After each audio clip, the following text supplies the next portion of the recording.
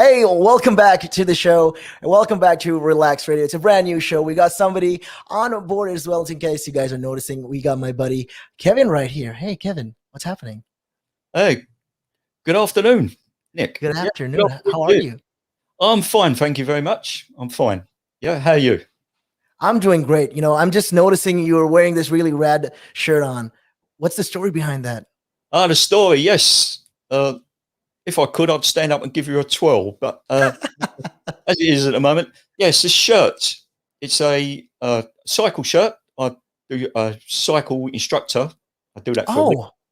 Oh, Yeah, okay, cool. yeah, teaching people how to ride bikes, adults and children, and also go into schools and teach the children and adults, in fact, road safety, how to ride their bike safely on the road. But going, Interesting. yeah, but going back to the shirt, I also do quite a few cycle rides, raising money for different charities. And if you can see it, it's a shirt, and it was for actually BBC Children in Need. Oh, wow, it's a charity shirt. Okay, sweet. That sounds cool. And what I did, I've cycled from London, Clapham Okay. in London, to Brighton. Oh, sweet. All right. Yes, Wow, about that's sounds like a very strenuous ride right there. yes, it was just over 50 miles. But the hardest part is it's quite hilly. You know, there's some quite Okay. hills. And there's one in particular known as Ditchling Beacon, Okay. and it's extremely, extremely high. I mean, there's always a saying, when you think about it, it's the uphill climb, that's going to be really difficult. So, yeah. Yeah, I mean, it's you're yeah. Go on.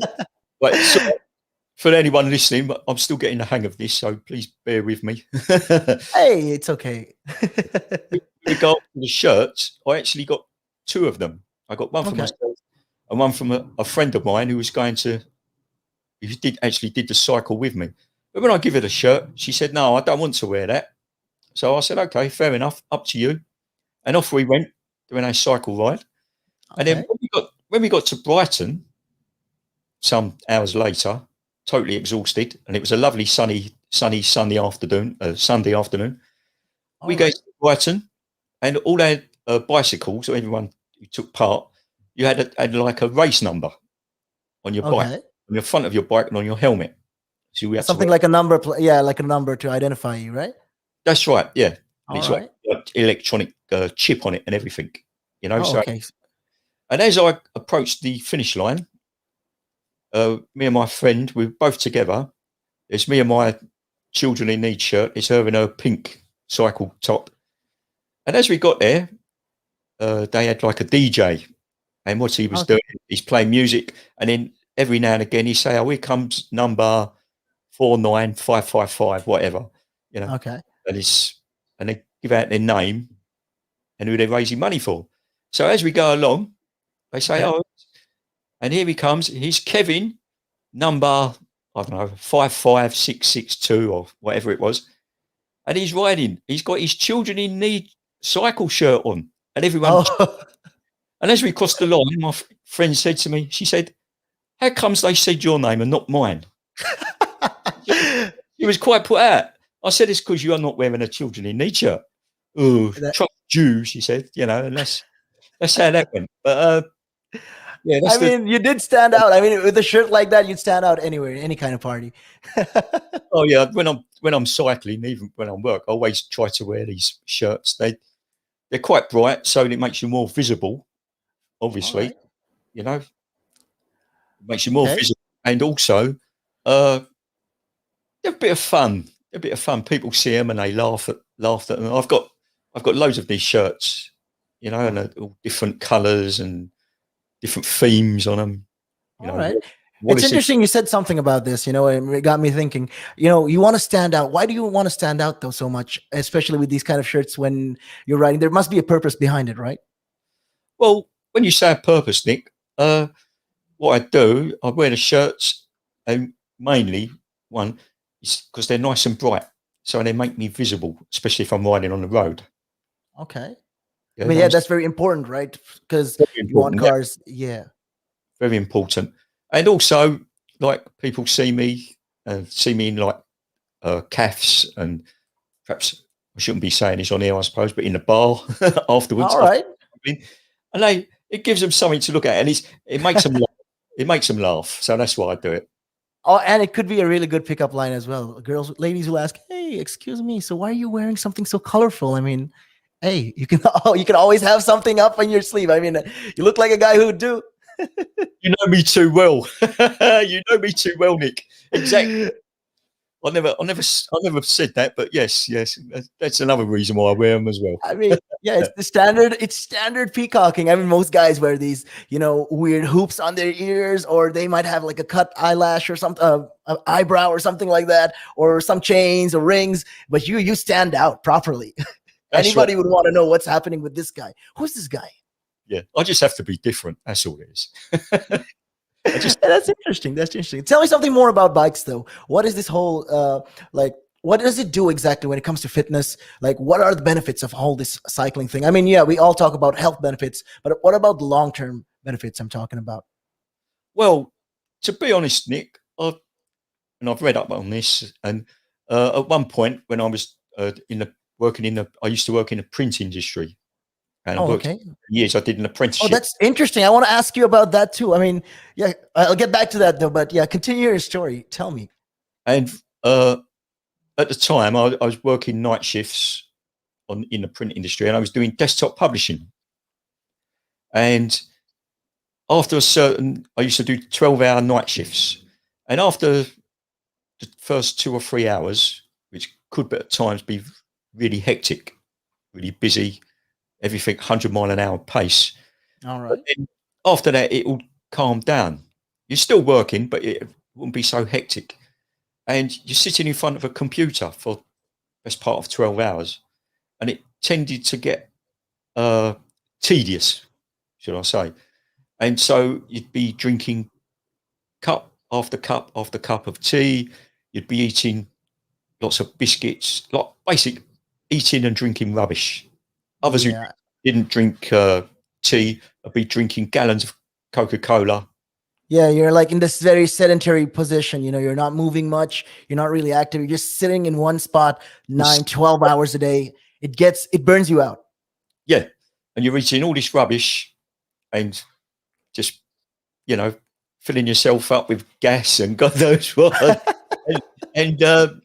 Yes, when I was made redundant, and I couldn't really get back into the print trade. I've been in it all my life. They seem to go for the younger person these days. Someone who doesn't answer back like me. And so, that's something I really want to talk about too, as well. I'm sorry for interrupting right there, but there's also something I want to talk about. How the generation gap, how much has changed, especially when you check the youth nowadays in comparison, to people back in the day. When you think about it, how people were, how do you say this, more disciplined, I'd like to say. I'd say when I was younger, it was more disciplined. Not now. In comparison to now. Not at all. Not now. The way things are nowadays, the younger generation, you seem that they can't accept the word no. If that makes sense. They can't accept rejection, essentially, is what you're trying to say. Basically, yeah. They can't accept the word no. So how did I do? Or you didn't do very well. And they get upset. And when I was a youngster, my father used to say to me, because I used to be sport mad when I was very young. Well, I still am sport mad, but like participating in different sports. And if I had a bad game, for example, my dad would say to me, "You had one to forget." That's it. Your dad sounds like a smart guy. I mean, damn, that's the real fact of the matter. Yeah. He'd say to me, "You had one to forget. Get over it." And that was it. So I had to dust myself down and do it again.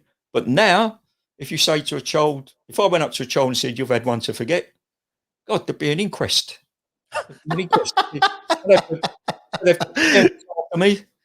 why did you reject my son? Well, I haven't rejected your son. Or daughter. I've just told them that they need to buck their ideas up. That's the truth right there. I mean, if you think about it, if you check the generations, like right now in the US as well, I've seen a lot of these things as well. In the UK, you get medals for participation. And what's the point? What's What the are you point? trying to? Yeah, what's the point? Either you win or you lose. People are so afraid to put that whole notion of losing. Like, oh, it's gonna hurt your self-esteem, or people will not be able to recover from that. So it reminds you of this interesting story as well when you think about it. Back in the day, my dad used to tell me how our granddaddy, like, you can see, like, I'm part Sri Lankan as well. So my granddad from Sri Lanka, he was a farmer. He started off as a farmer. So when they had a bad day, they'd look in the sky and they'd be like, okay, I had a bad day. Well, it is what it is. And then they just continue their work. They continue their farming and they forget about this whole thing. That's what I'm talking about. When it comes to right now, the generation gap is just crazy. How much a lot has changed. Social media has taken control of our lives and we don't even realize it anymore. We're crippled because of it. That's absolutely right, Nick. Because as you said, nowadays it seems that you get rewarded for failure, and for the life of me, Nick, I can't get my head around that. Perhaps I'm just getting old and morbid. I don't know. But I just can't get my head around how you could be rewarded for failure. You have the Olympic Games. If you come first, you get a gold medal. If you come second, you get a silver medal. If you come third, you get a bronze. If you come fourth, fifth, sixth, seventh, eighth, 20th, 30th, you didn't make it. Yeah, tough luck. That's the truth of it. Try again in 4 years, But now, the younger generation, diddums, I see it, It's, I mean, yeah, when you think about it, it is kind of crazy. Especially, what are we fostering right now? What kind of, what are the things that we're fostering in the youth, especially when you think about it, when you give them these participation thing. So they think, okay, society is going to treat you like this. And then in a way you become soft because you expect things. You expect a gold medal. You expect some kind of medal. And that's the problem right there. Yeah, absolutely, Nick. Yeah, you've hit the nail on the head, as we say. Yeah, you've spot on there because, they expect things and they haven't tried. They haven't fought for it. Do you know what I mean? They haven't. That's the truth of it. They've got no fight in them. Everything's handed to them. Yeah, especially when you look at it now, especially when events, things that you do like exercise right now, cycling is not easy and not a lot of people are doing it anymore. And it's most people do it now for health choices and stuff like that. But right now, most of the generation is just stuck on their phone. They're glued on their phones and they forget all of this. And they're like, hey, who would want to even bother? Why even put the effort is what they're asking sometimes. What do you think about something like that? Yeah, again, you're absolutely right. I get it quite frequently when I'm working, doing my cycling work. And say, for example, I'm working in a school and I'm teaching, and we have to recycle, get all the children together and recycle to a location, whatever. And you find that some of the children, and they're really struggling. They're really struggling and they can't ride and they're out of breath. And then they're complaining. I say, why aren't you pedaling, for example? And they say, my leg hurts. And they're killing me. They've spent all, we've just coming out of lockdown. They've spent the entire lockdown playing on computer games. Do you know, that's just an example. They could have, for an hour a day, wasn't it? Laws over in the UK, initially you could go out for an hour a day for some exercise. Yeah, you have that independence. You're allowed that kind of freedom where other countries don't even have that. And what do people do? They spend their time, loafing at home, turning around on their couch or in their beds, and just waste that time. Yeah, that's right. Yeah, when I was a youngster, basically, I felt obviously at school. If I was at home, I did three things. It was either ride my bike, run around with a football, kicking a football around, or in the summer, nice weather, go to the swimming baths and go swimming. Three things. Now there's opportunity. There's plenty of opportunity up and around everywhere. There's, people, youngsters, they could go and do martial arts, for example, which will improve their discipline. Correct. Boxing is another one. Though I'm not entirely in favour of boxing. I don't agree with hitting people around the head. I mean, everyone has their preferences if you think about it. Yeah. I mean, I'm an avid boxer fan. I love boxing ever since growing up. Muhammad Ali and all of them. Mike Tyson, always been big inspiration for me. I mean, when it comes to sports, like you said, everyone has their own, thing. Everyone has their own drive, what they like, what they don't like. And you say you're a boxing fan. But now, there's plenty of opportunity to take up different sports. And then they don't do it. They don't do it. And then they say, they're being deprived. Oh, I'm sorry, but the opportunity's there. But you've got to go and look for it. It's not going to be handed to you. So put down the PlayStation and look for it and find it. And get some exercise. Get some exercise. You'll feel better. They keep on about the lockdown as harm people's their mental health. They're talking about mental health. Well, if you went out and got some exercise in the fresh air, that would improve your mental health. It will make you feel better. That's true. That is true. I wholeheartedly agree. But then for some people, it's how do you find the motivation to, especially when it comes to riding a bicycle, to do it again and again and again and again? It's a cycle that you have to be used to. How do you do it? What makes you wake up in the morning and decide, hey, I'm going to pick my bike up today. I'm going to cycle. What makes you want to do that? What makes me want to do that? Yeah. What do you like? What could you give listeners, like people listening in right now? What kind of tip could you give them? Well, the first tip I would give them, if you haven't tried it before, try it. It can open up new horizons. It will make you fitter. It will definitely make you fitter. Cycling is one of the best forms of aerobic exercise you can do. Believe me. If I would say cycling is better than going to a gym. If you go to the gym, you do 10 press-ups and then you stop and have a break. And then you go on the weights machine. You do 10 whatever. And then you have a drink. Then you go and do something else. Then you have a cup of coffee. If you're out on your bicycle, you're out in the fresh air, you get to see things. And as you build your confidence, Nick, there's plenty of opportunities now. You can go out, you can cycle. You can cycle to different places. Have you ever cycled though? Like out of the UK, like along like a Grand Prix kind of thing? No, I've done some what we call sportifs in the UK. Okay.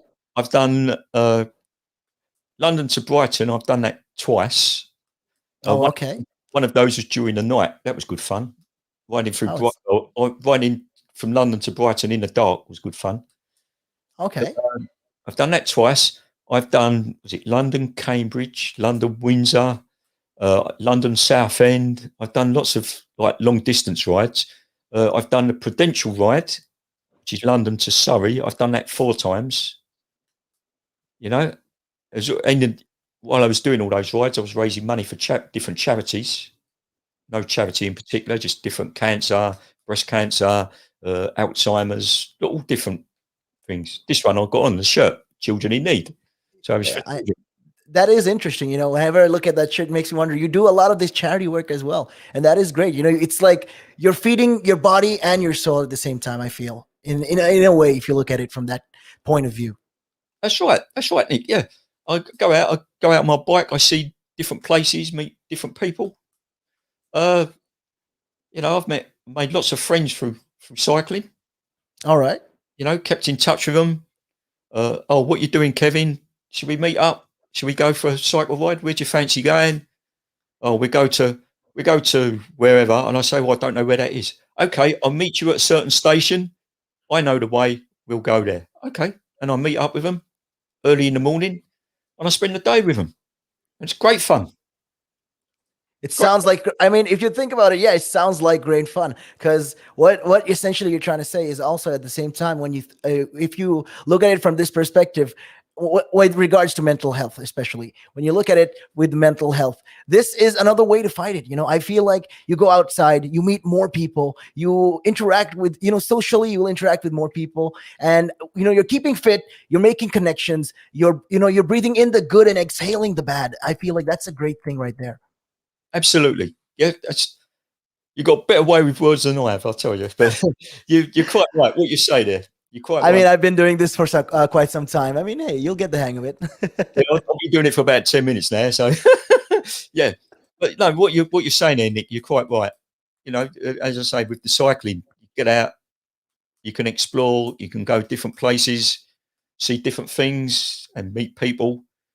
And That's especially for the younger generation, it's got to be more beneficial than sitting in front of the TV. in a room, locked up in a room. I never really got around that. I can never really understand people staying in one room the whole day when you can have the world to see. I am a traveler. I travel. I love traveling. Traveling is just one of the things I do. And yeah, on top of my bucket list, it was, to one time, hopefully when I get there, go to Nepal and climb Mount Everest. That is one of that's in my bucket list. You're laughing, but that is the facts right there. I'd love to do that. That is something I'm looking forward to do, hopefully. Climb Everest. Mount Everest. I mean, Yeah. okay, not the very tip of Mount Everest, maybe the base camp at least. Base camp, yeah. At least. Would you be able to cycle there? Oh. But tell me something about cycles. What is the best cycle to ride, especially when it comes to the city? The city, Yes. I would say, What would you prefer? What is the most preferable cycle you could use, especially when it comes down to the city? well, it depends on the sort of distance you're traveling, really, Nick. For example, if you was like commuting, All right. so possibly a fold-up bike would be the best option. So you would cycle from your home to the local station. You can fold your bicycle up, then you can take it on public transport, i.e. the train. You fold it up, Okay. take Yeah. it on the train. When you get to the other end of your journey, you obviously unfold the bike, and then you can cycle from the station to your workplace. So That sounds easier, more convenient. Correct. yeah, so that would be more convenient. But if you was more energetic, more fitter, and you wanted to cycle from your home to work, there's a different range of bikes you could get. My one, for example, is called a traveller's bike. Okay. It's got gears and everything, but I can, if need be, and I need it for the nature of the work I do, I can load it up, if you like, with equipment. I've got bags attached to it, and I can load them up with different equipment I need for my job. Well, Okay. for example, if someone was very fit and they worked in the office, they could take their laptop home with them and again pack it into the bag and things like that. I wouldn't recommend, if you was going to do a long cycle commute from home to the office, for example, on the roads, I wouldn't recommend a mountain bike, because mountain bikes, Yeah.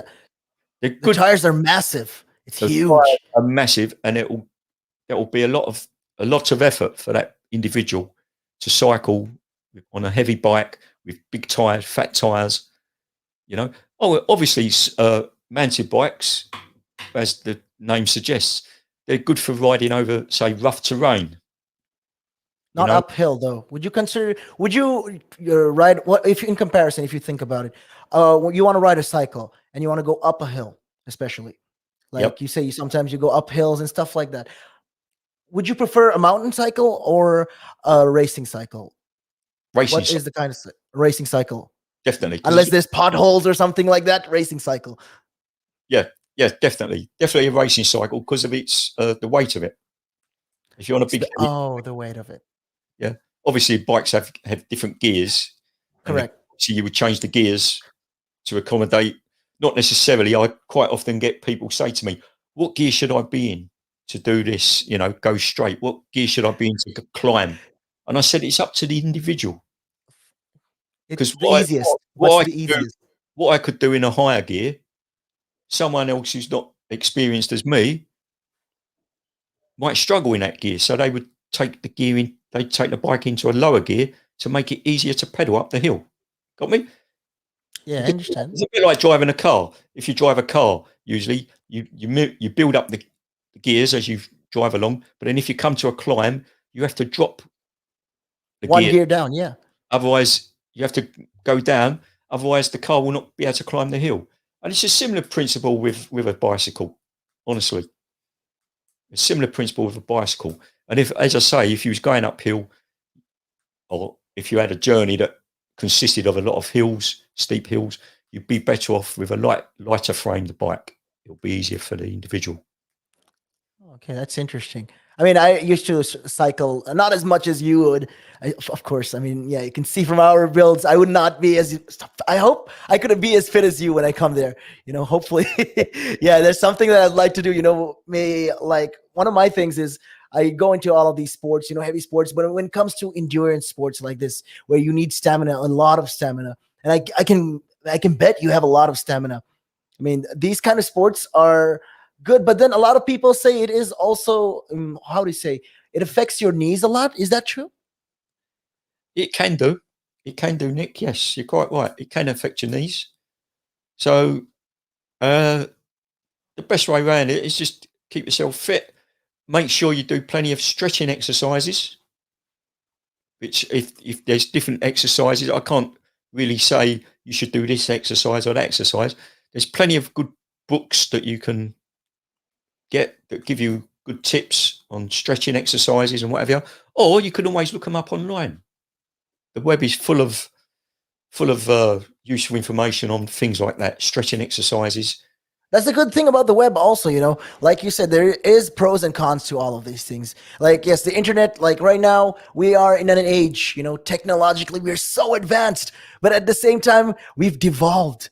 As humans, I feel like we've devolved and we are stuck in these, four walls around us. Man is not built for walls around him. He's supposed to be, adventuring. And he should be out in the wild. He should be, visiting places, traveling. That is how you get out of that mentality. I feel you say, getting back to the whole, touching back to the topic of depression, mental health. A lot of these people, they tell us like, oh, we have problems like this. I'm sad. And you're sad. I understand, but you have to do something about it, right? Yes, absolutely, Nick. Yeah. They say they're sad. They're upset, but they can't. You can't just sit there and put pity on yourself. You've got to go out or try and reach out to someone. Ask for help, assistance, and then from that you build friendships, and then your life will expand, won't it? Surely, if you get out and about, if you can. I know not everyone's fortunate enough to be able to do that.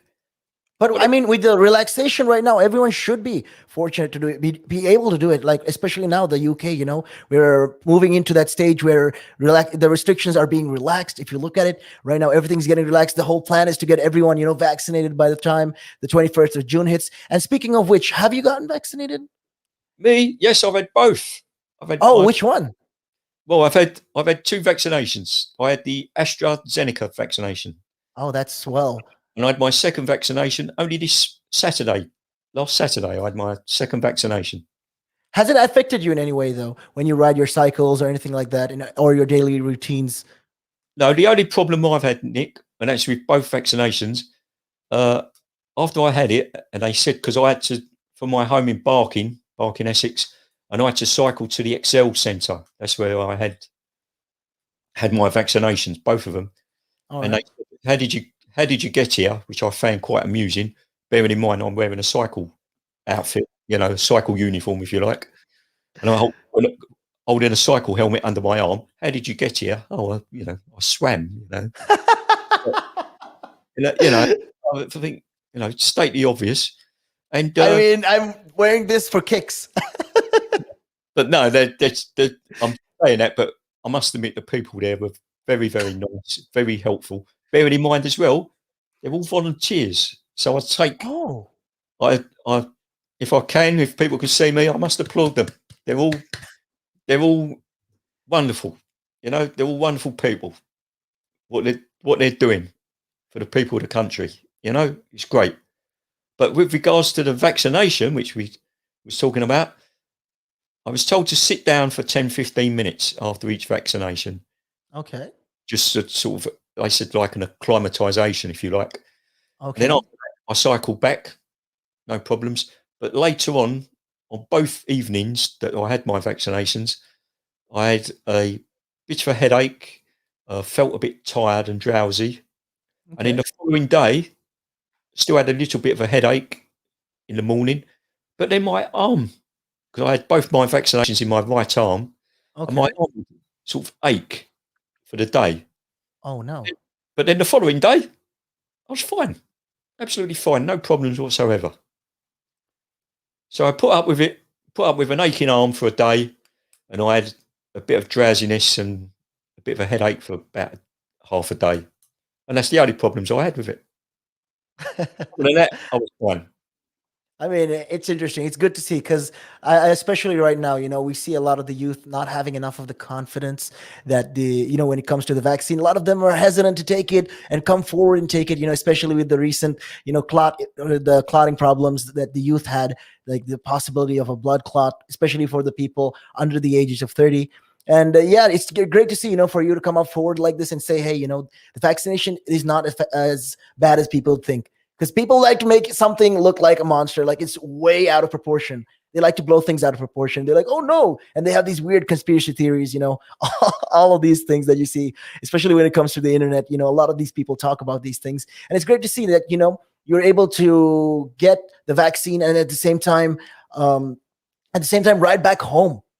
And maybe that could be, it's because maybe in your body could be playing a factor, especially when it comes to something like that, because you're more fitter. Is that something you think would be correlated to that? Possibly, yeah. As I say, I, I, I personally, I can't see why people have got fears. They've read all this about, as you said, like conspiracy, if you like, about these blood clottings. But if you look at how many people have actually been vaccinated and how many people have got these blood clots, it's the ratio. If there was, say, for example, if there was, say, 100 people, let's just say 100. Let's make it All simple. right. Simple maths. Okay. I'm not very good at maths, so we keep it Neither am I. Hey, there's something we got in common. snap. Yes. So 100 people, and out of 100 people, one person has got a blood clot. Well, that doesn't sound too bad to me. One out of 100. If you had, say, 25 or 30 out of that 100, well, then And perhaps alarm bells. If you had 50 or more, don't take it. Don't have it. Don't have it at all. Do you get what I'm saying, Nick? yeah, I get what you're saying. But the problem is, when you think about it, we're not looking at it as 1/100. We're looking at it as a collective kind of thing. So right now, let's say the population, like you said, 1 in 100. And at the same time, how about 20 million? Then there you get more. You get thousands of people. That's the kind of fear, that built up, and a lot of people are afraid because of that. And I think, yes, it's justified. You're afraid of putting something inside of you you're not quite familiar with. But at the same time, I feel like we have more sample data. There's more data around now, and it's more accessible when in comparison to way back when. Yeah. Yeah, you're quite right. And also that you mentioned the data there. It's uh there's new data daily, isn't there? There's more Yes, every day. daily.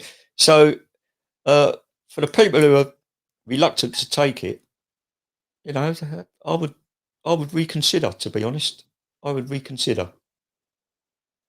I seriously would.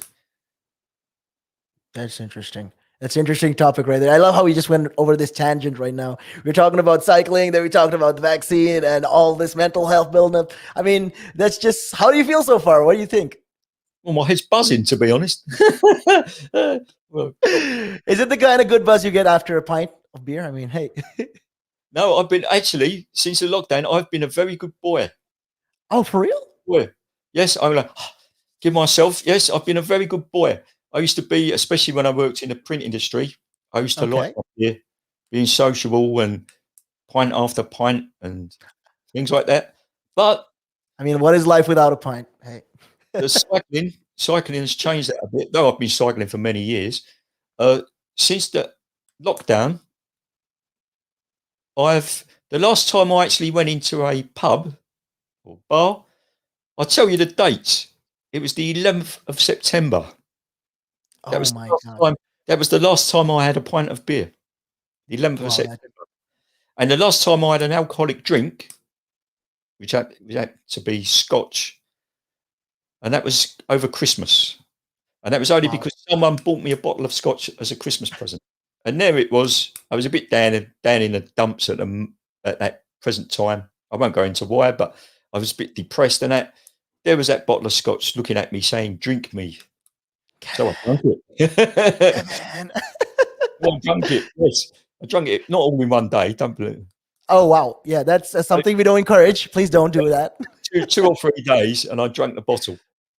And then there it was, the empty bottle. I threw it in the wheelie bin, and that was it. And I haven't had an alcoholic drink since. I think it's interesting when you think about it. It's like when you look at it from a perspective, especially from another point of view. In a way, the whole cycling thing, like you said, it takes a lot of discipline. And at the same time, when you think about it, helps you break out of these bad habits. You don't form these habits that can harm you, that are going to be very harmful for you. And I think that's an amazing thing. Yes, absolutely. Yeah, with regards to the cycling, uh, you get out of while you're cycling, you're not, you're not sitting in a pub. You're out doing things. You're not sitting there at the bar putting down in pint after pint. It's just I love it. So I just love it. So, carry on cycling as far as I'm concerned. I mean, yeah, that's just, I mean, it shows. It shows. I mean, you're not wearing that shirt for nothing. I mean, hey. No, if I'm on again, if I pass the audition, I'll wear a different one next time. Okay. Hopefully a pink one. Right. Okay. Right. A pink one. Right. Yeah, I bet. Yeah. With the polka dots and all of that. Steady on, Nick. Steady on, mate. I'll wear a pink one if you want a pink. I mean, hey, I mean, I mean, you should give me one of those. I mean, I think I'd fit. I'd look good, and I'd look really, jazzy in those kind of things. I reckon you would too.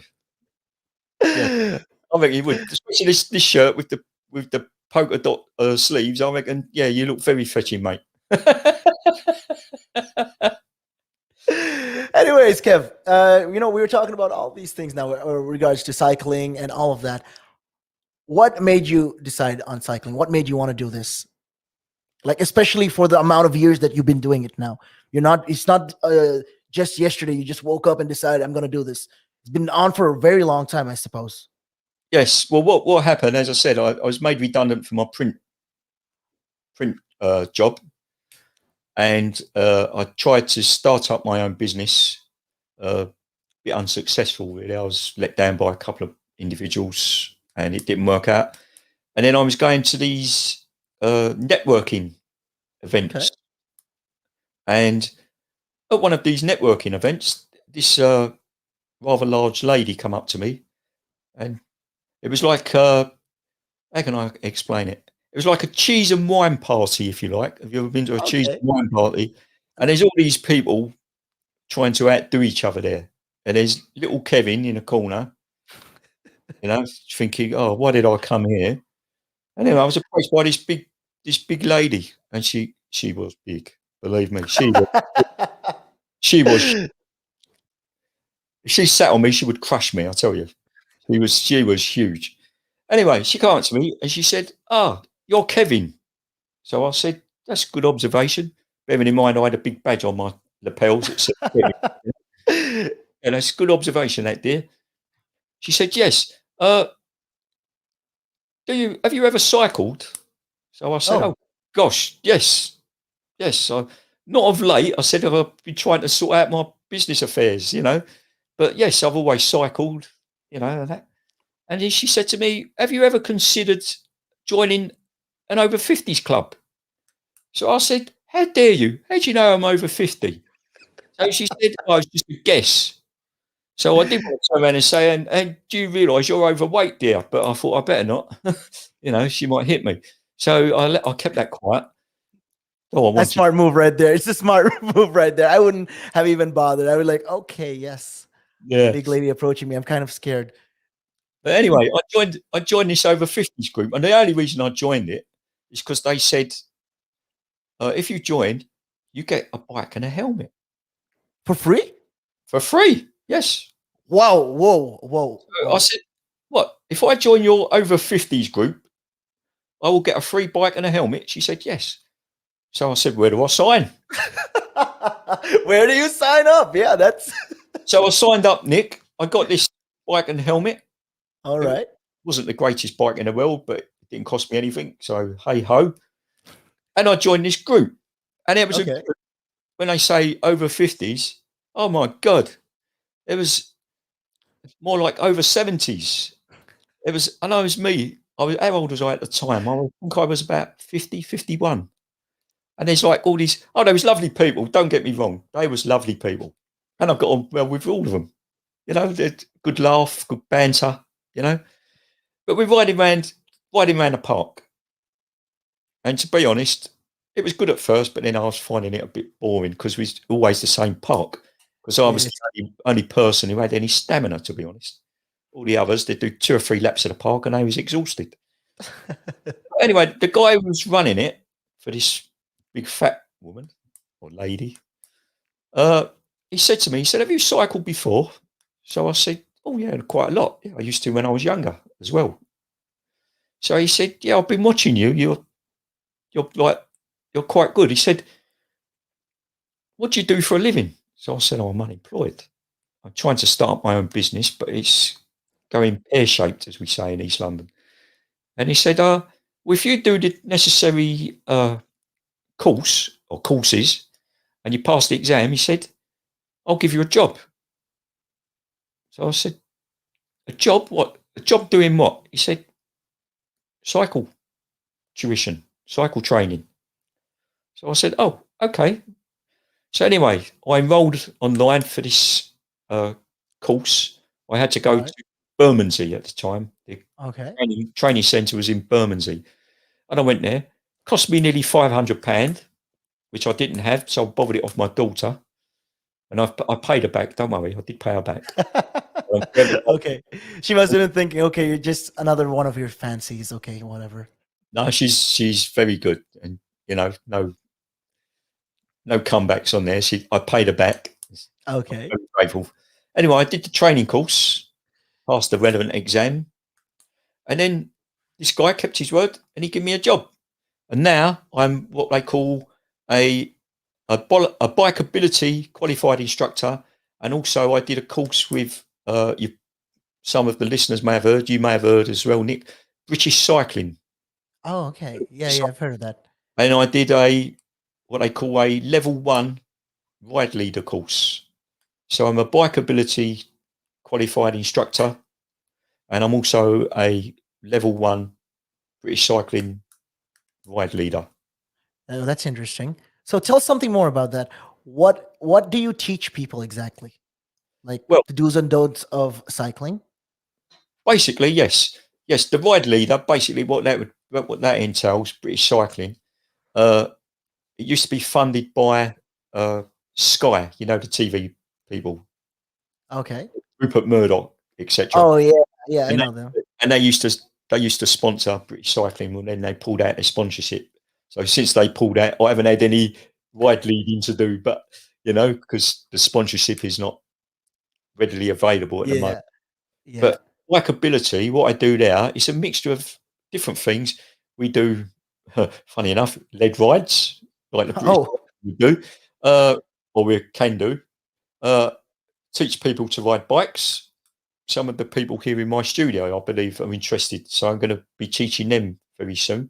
That should be and if possible, I'll take some photographs. And if possible, we put them on there. Yeah, we can put it on social media. Hey, that'd be crazy. Yeah, that'll be good fun, especially for them.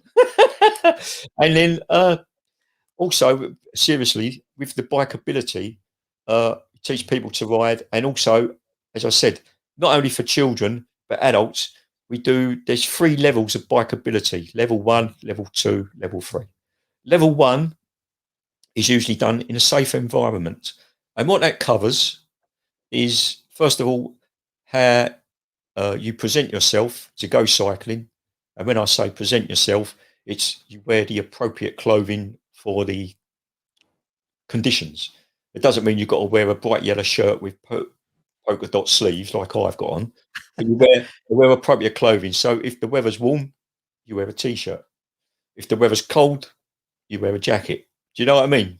Yeah, You I get it. wear sensible clothing. In the summer, you wear shorts. In the winter, you wear trousers, etc. Sensible shoes, so you don't wear flip-flops, for Yeah, example, of course. or high heels. I've tried Yep. high heels; it doesn't work. I was about to ask you, what do you mean high heels? I tried it. I tried it once, but it doesn't work. So I stick to my cycling shoes or trainers. But then you talk about your own personal safety, what you wear, you know, Okay. how you conduct yourself, and then we move on to your bicycle, how you basically how you look after it. A simple way of checking it for any faults, which I won't Oh, go into okay. now, but we do that. It's called there's different checks we do. Uh, the most popular one is called the M check. It's where you check your bike, starting at the front wheel, move to handlebars, then onto the pedal and chain to make sure they're moving correctly. Then obviously check the saddle. You don't want to be sitting on your saddle when it moves. Of course. No, you could have a nasty accident. Yeah. Joking. And then obviously the back wheel you check. And then last of all, of course, you check the brakes. What's the point of having a bike with no brakes? Not good. And then from there, this is level 1 we're covering on bikeability. From It's there, interesting though. It's just interesting. You're looking at all these aspects. There's so much you have to look into a bicycle. I'd just pick up my bicycle and just ride. I wouldn't even look at the oil or anything yeah, or any alignment, nothing like that. I just take my bicycle and I go for a ride. That's about it. most people do, Nick. But if you've got a little bit of knowledge, just simple. I just mentioned the M check. If I've got doing it M check, it's something you can check yourself. Like for example, if your tire's soft, you get a pump and you pump air into it. Simple things. Simple things you could do yourself. You haven't got to rely on other people to do it for you. You know, do it yourself. And That then, must be happening a lot though, especially when you ride the cycle. A lot of people must be relying on other people to do something for them. oh, quite often, yes. There's some things obviously that are beyond the general public, if you like. Like high maintenance of a bicycle. Well, then you'd go and see a mechanic or get a mechanic's advice. And that's what I do. I'm not a mechanic, but some things I can do myself. There's some things I think I'm better off having a mechanic do that for me. And I'm lucky Sure. where I work, there are some very good qualified mechanics there. You All know, right. if I can name them, there's Russell, who's a very good mechanic. There's Richard, another good mechanic.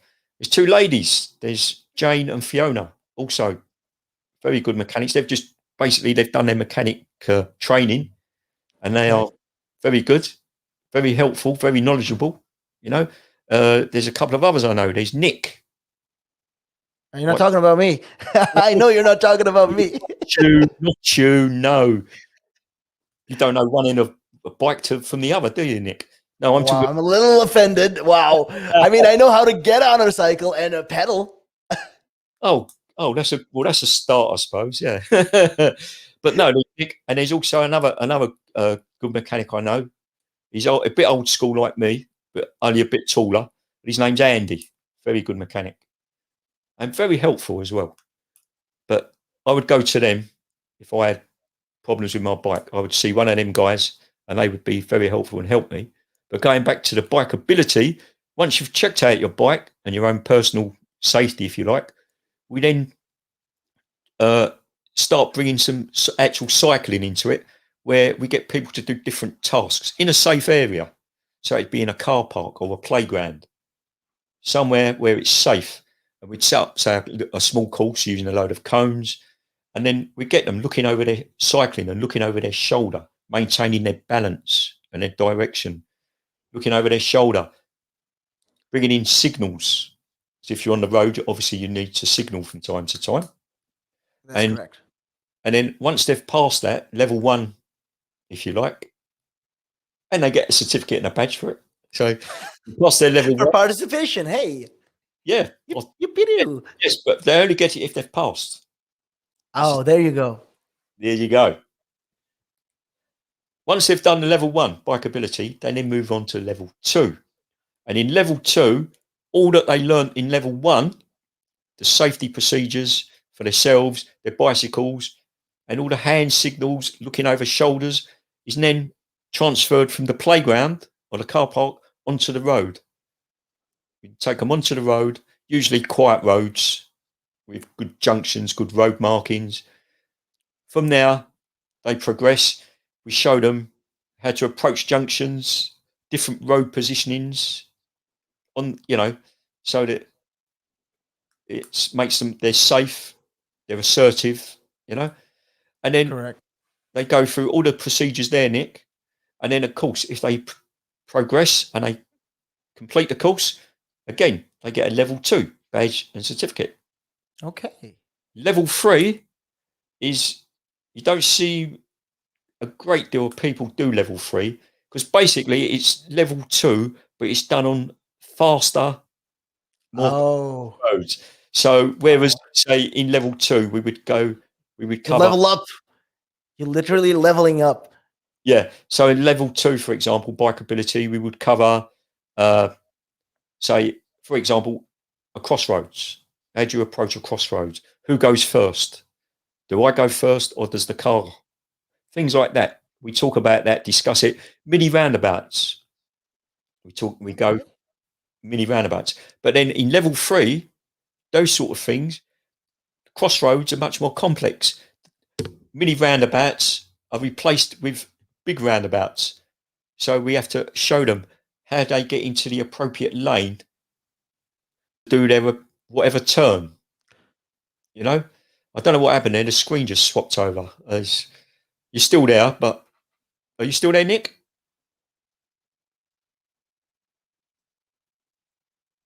Nick, can you hear me?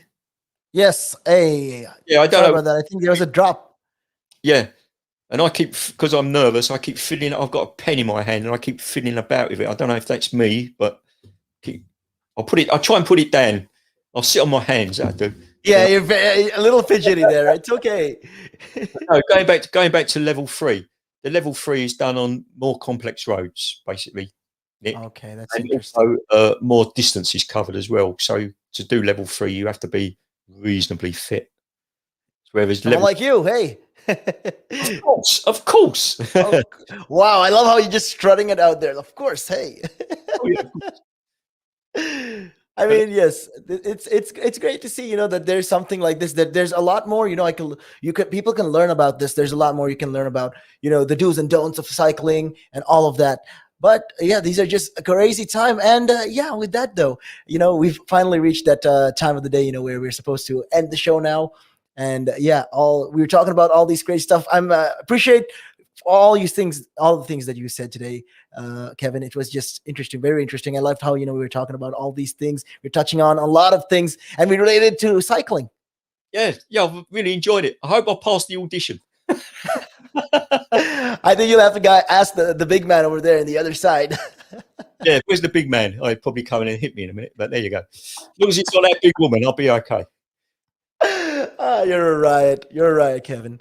Anyways, it is about that time of the day for us to leave the studio. But I'll be back again tomorrow, same time and same place. Only here on a Real Talk, and hopefully we catch Kevin again soon. Yes, I certainly hope so. Been a pleasure. All right, Kevin. Anything you want to say before you go? Goodbye. Terrible. You are the worst. Anyways, with that, my name is Nick, and we are out of here.